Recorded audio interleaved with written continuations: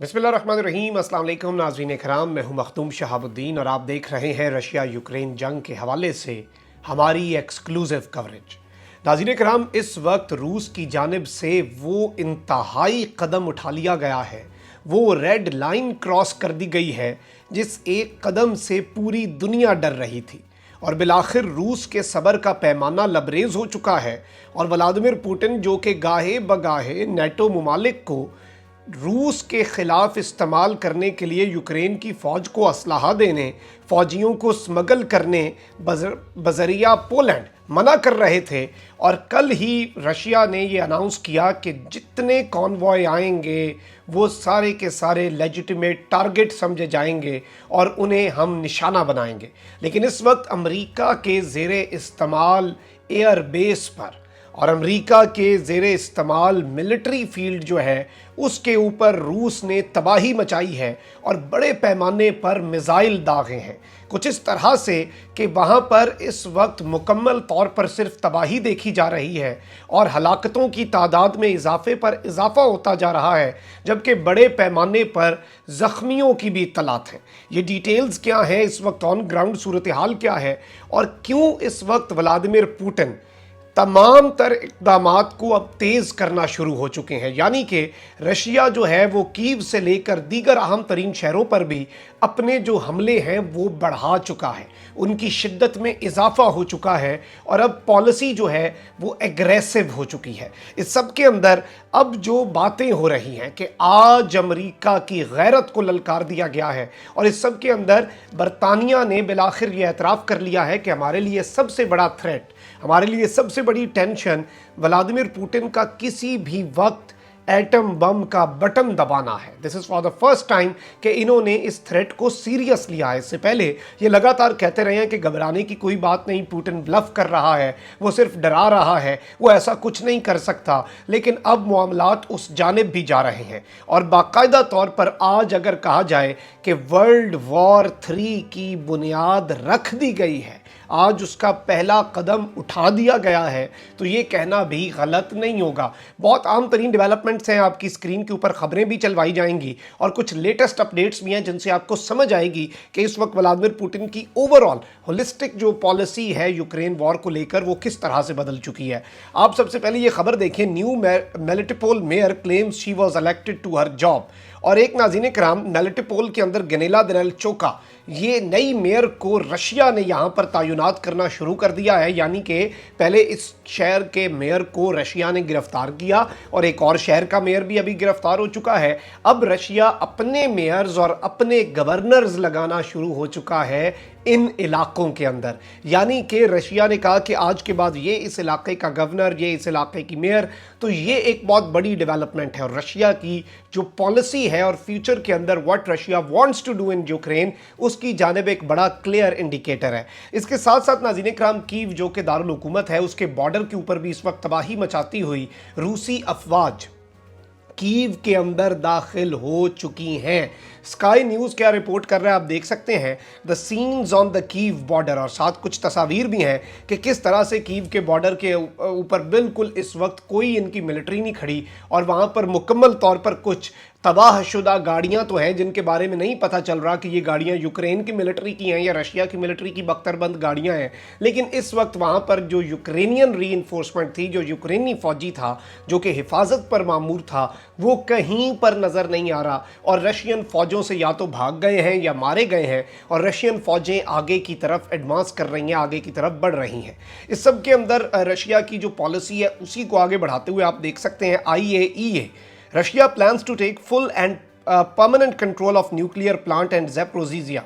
जो nuclear plant है, ना सिर्फ अब रशिया उसका फुल कंट्रोल हासिल करने जा रहा है बल्कि परमानेंट कंट्रोल, यानी कि हमेशा हमेशा के लिए ये न्यूक्लियर प्लांट्स जिनके ऊपर चाहे वो चर्बनल का है, ज़ैपोरिज़िया के अंदर है, इनके ऊपर अब रशिया का हमेशा हमेशा के लिए कंट्रोल रहेगा।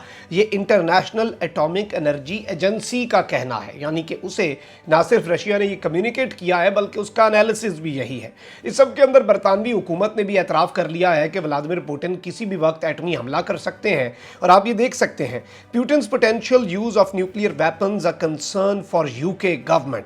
और इस सब के अंदर जब उससे पूछा गया कि क्या ये यूके की गवर्नमेंट के लिए एक बहुत बड़ा मसला है, क्या ये हमारे लिए कंसर्न है, तो इनकी हुकूमत के अहदेदार ने कहा यस। और I think there are different ways in which you can describe Vladimir Putin's operating. I think he is operating according to the set of criteria totally detach from those which you और I would consider to be reasonable और rational.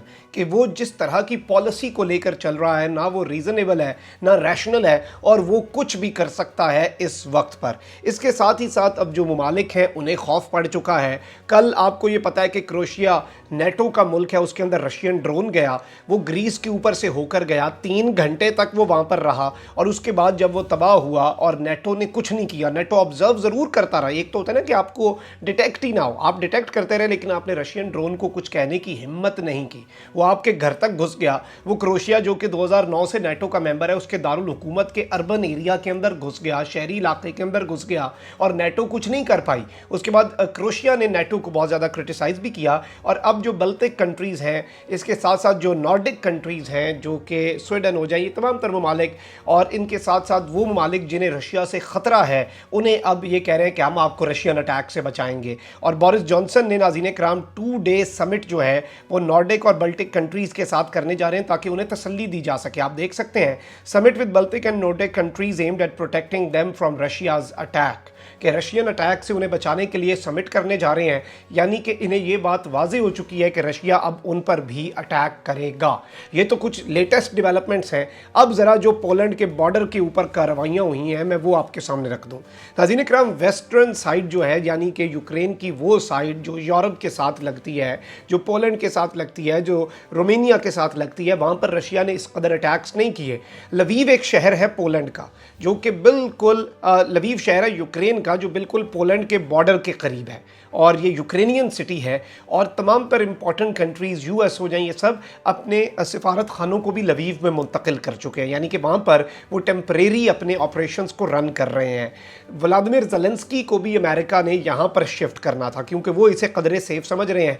और ज़ाहिर बात है, NATO के ममालिक की तरफ से जितना असला आ रहा है, जितनी ट्रेनिंग आ रही है, जितनी मशक़ें हो रही हैं, जितने लोग यहाँ पर फॉरेन फाइटर लड़ने के लिए आ रहे हैं, जो यहाँ पर भेजे जा रहे हैं, वो सब इसी शहर के थ्रू आ रहे हैं। अब आप द इंडिपेंडेंट की खबर देखें। Watch, Ukrainian military base used for NATO drills near Poland targeted bye Russian air strikes.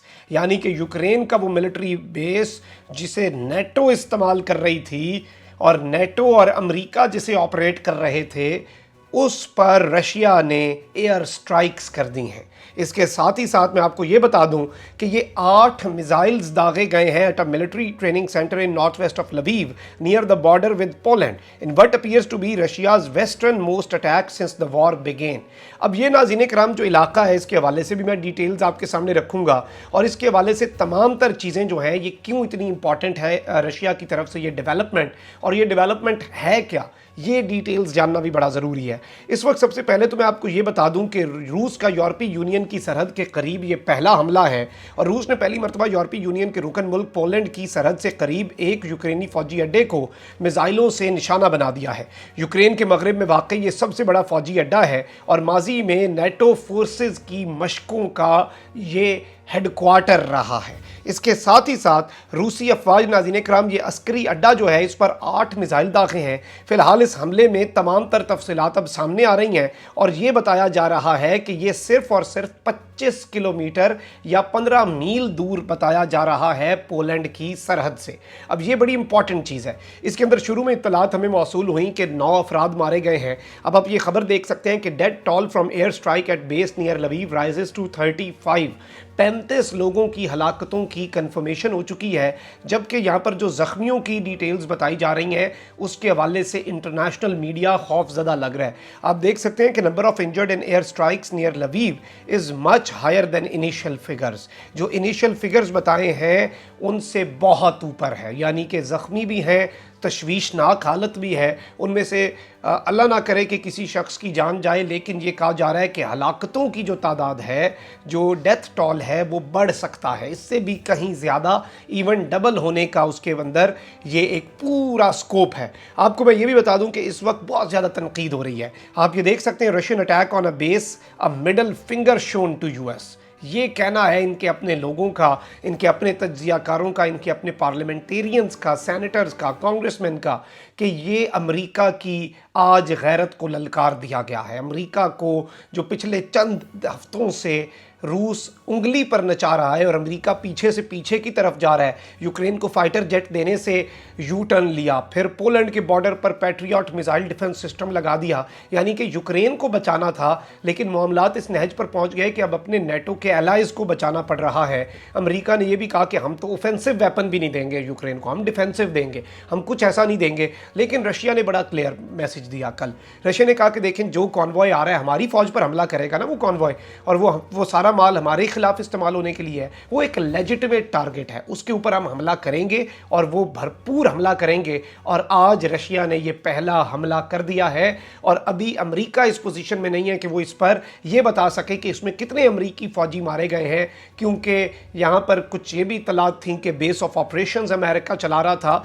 तो अगर अमेरिका ये कह देता तो फिर तो ये एतराफ़ होगा कि अमेरिका घुस चुका है, तो अमेरिका ये कभी नहीं अब कर पाएगा। इसके साथ साथ अब मामलात इस कदर ख़राब हो चुके हैं कि पोप फ्रांसिस जो है उन्होंने भी एक स्टेटमेंट देनी पड़ गई है उन्हें, और आप देख सकते हैं the name of God stop this massacre, कि ये जो कुछ हो रहा है इस कॉन्फ्लिक्ट को ख़त्म करें, दोनों साइड्स तमाम तर ममालिक बैठें। और इस वक्त जो मजहबी पेशवा हैं वो भी मैदान में आ रहे हैं और कह रहे हैं कि ये मामलात बहुत ज़्यादा बिगड़ जाएंगे, ये हालात बहुत ज़्यादा ख़राब हो जाएंगे, क्योंकि इसके बाद अब जो कॉन्फ्लिक्ट है आप कह सकते हैं कि डायरेक्टली रशिया उनके सर पे पहुंच चुका है। रशिया उनके बिल्कुल बॉर्डर पे पहुंच के और उन्हें ये पैगाम दे रहा है कि हम रेडी हैं। और व्लादिमीर पुतिन ने इसलिए अपने 8 जर्नैल फारिग किए, अपनी इंटेलिजेंस एजेंसी का सरबराह हाउस अरेस्ट पर डाला, क्योंकि अब वो मुकम्मल तौर पर अपनी पॉलिसी बदल रहे हैं, वो अपनी पॉलिसी रिव्यू कर रहे हैं और एक नई पॉलिसी के साथ नए एडवांसेस जो हैं वो करने का अब सिलसिला रूस शुरू कर चुका है। आपको इंशाल्लाह लम्हा ब लम्हा अपडेट रखेंगे। कमेंट सेक्शन में राय का इज़हार ज़रूर करें, चैनल को सब्सक्राइब कर लें, बेल आइकन को प्रेस कर दें। अपना बहुत ज़्यादा ख्याल रखिएगा, अपने इर्द गिर्द लोगों का भी और इस मुल्क पाकिस्तान का भी। अल्लाह ताला पाकिस्तान को सलामत रखे, ता क़यामत रखे। अल्लाह निगहबान। पाकिस्तान जिंदाबाद।